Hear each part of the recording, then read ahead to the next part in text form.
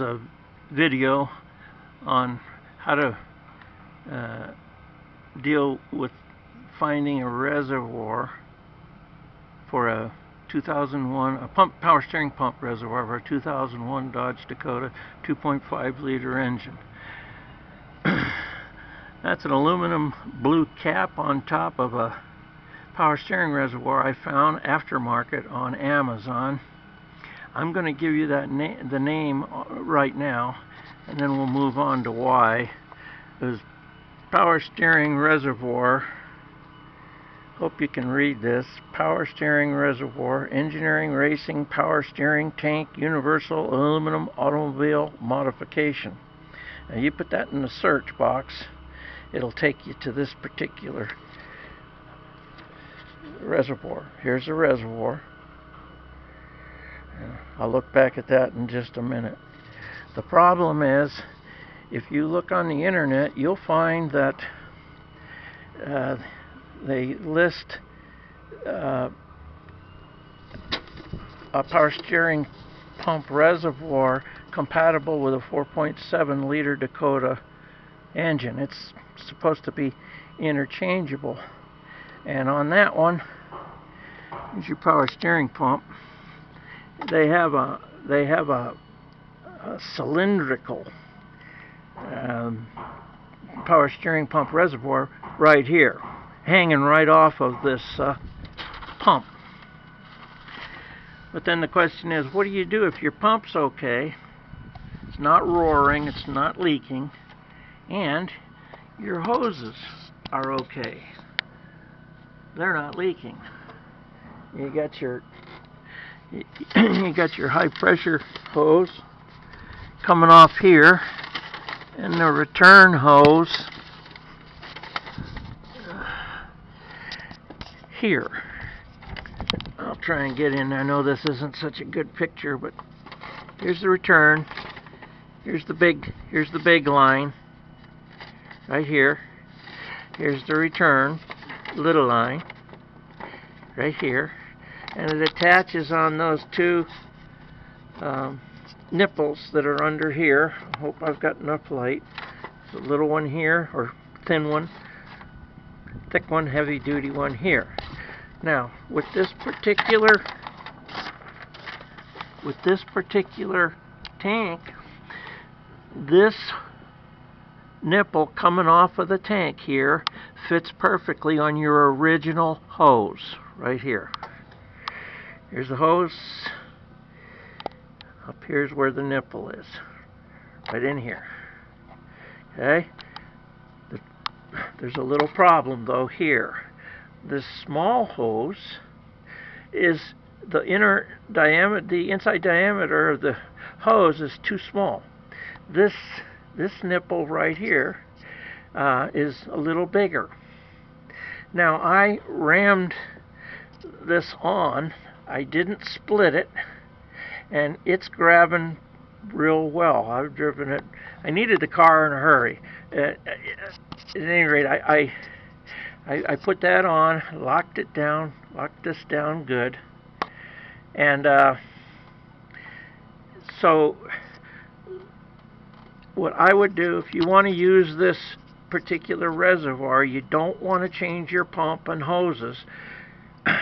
There's a little bubble on the end of this nipple here. I'm sorry, I wasn't pointing. On the end of this nipple, there's a little bubble. It's inside this hose now. But if you want, you could grind that down with a Dremel or something, making sure that bubble's ground smooth, curved smooth. You don't want any grinding edges that'll tear the tube up. And you shouldn't need to take a whole lot off to make this tube here go all the way up to the bottom of the tank here. Okay.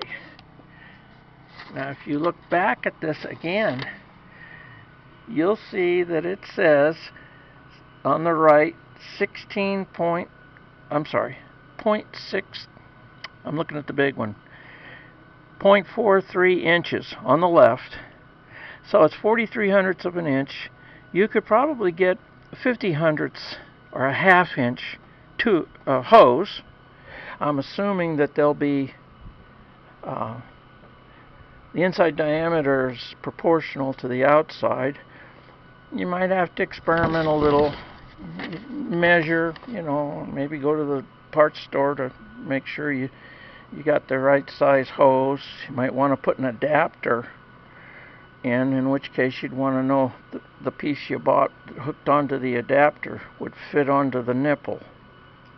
I still think that the best idea would be to grind it down.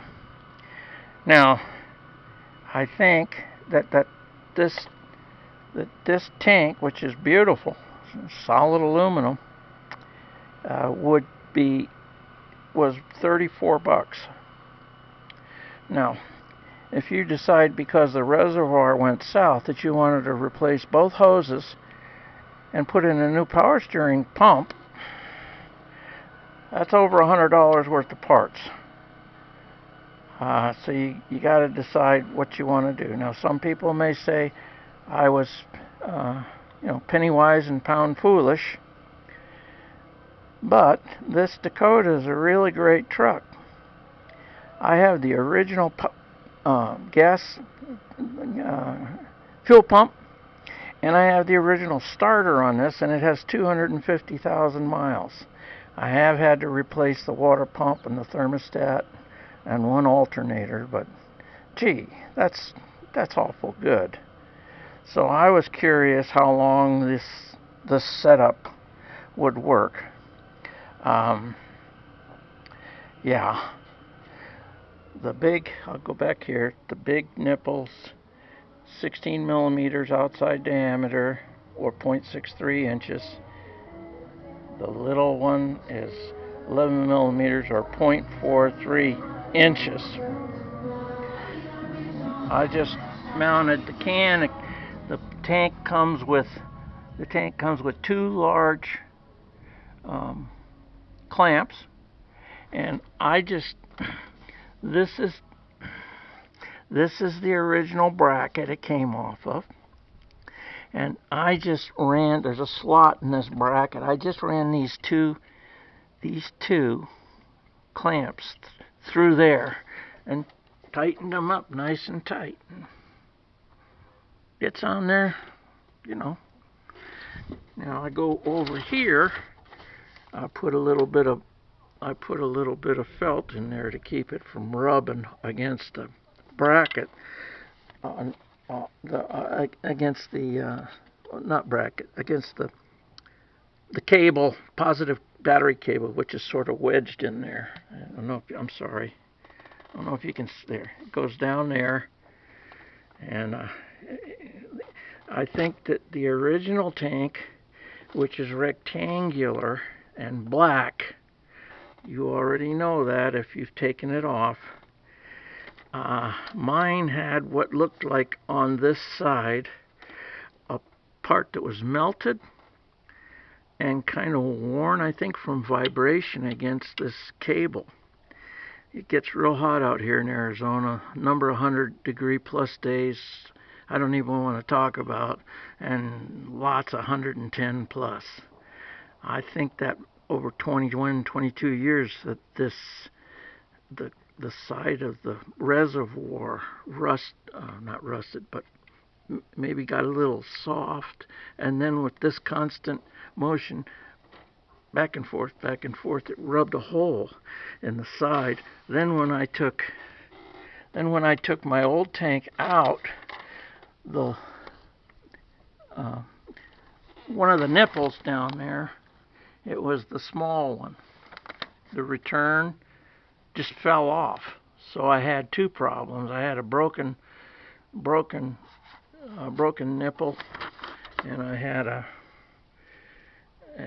a rub spot down on this side. Now I'm going to quickly go in my backyard and show you what this thing looks like, in case that's of interest. That might be the reason yours went tits up. Here it is. It's right here. I'll get in the sun a little. That's what this one looks like. And if you look over here, let's see, there. That's the rub mark. And down at the bottom on the right side is where the hole was. And if you look, you can see, I think you can see that drip at the bottom right going down. That's plastic. So it just melted after a while.